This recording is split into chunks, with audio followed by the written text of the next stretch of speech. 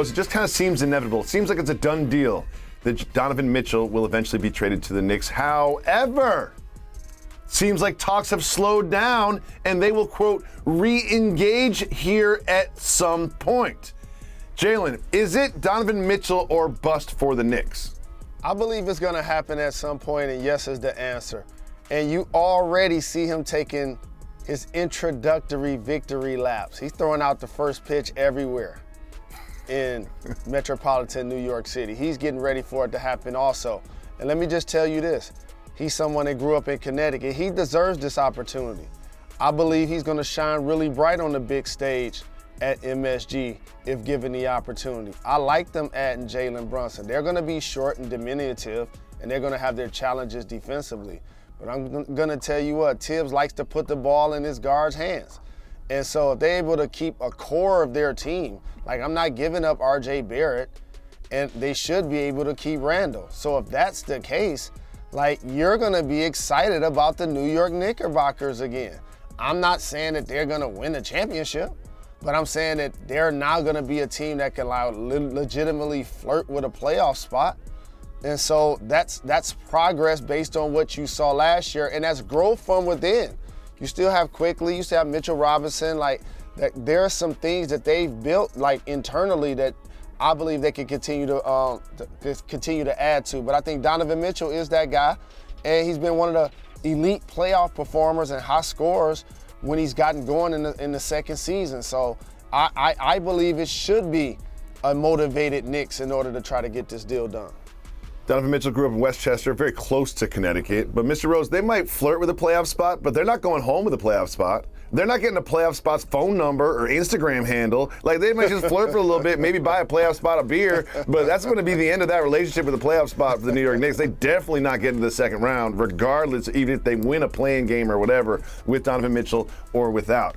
Another drama that we've been following all summer is everything around Deandre Ayton. Famously did not get an extension from the Suns, then got an offer sheet from the Pacers, had to go out and get that to then have that offer be matched by the Suns. Seems like the Suns just didn't want to commit to a fifth year.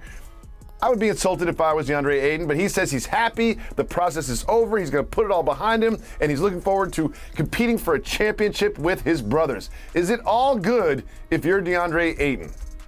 It is all good today, and I'm glad you used the term insult, because if you're a competitor, that means you also have pride.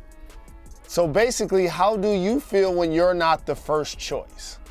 And when you've had success already somewhere and they've seen you improve and they've watched you elevate yourself, but they don't take care of you, yet a building that you haven't been in the last few years steps up to try to take care of you. So everybody's gonna feel some type of way at some point. However, when you ink that deal, Jacoby, ooh, it feels good. Yeah, I don't care who giving you the money, okay? He just changed generations on generations on generations. So he like, thank you, thank you, thank you. But basketball-wise, when they start back, we can't ignore how their season ended. And he was on the sideline, and they were one of the worst achieving playoff teams along with the Nets for me last year. So there's a basketball element that he's gonna have to improve and get back to. I think Monty Williams is gonna be ready to lead that charge. And also Chris Paul, it seems like when he turned 37, I believe, you know, those were some bizarre performances that he had late in the season also. Yep. So, like the Suns are due for a bounce back. Like Jalen Brunson need to send them a thank you because they helped him get paid. Sure did. You see what I'm saying? And sure did. So I know he's happy to be back, but it's going to be great to see how the Suns respond. That's what I'm looking forward to seeing. I believe that they're going to have a big response. Devin Booker's going to have a big response to how they flamed out in the playoffs this year. See, I love how you get into the psychology of DeAndre Ayton, how as a competitor he can use this for motivation because you're a professional athlete and that's how you feel about the world. See, me, I'm not.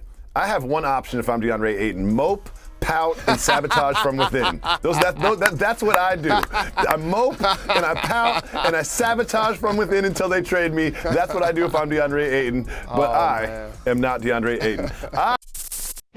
Thanks for watching ESPN on YouTube. For live streaming sports and premium content, subscribe to ESPN+.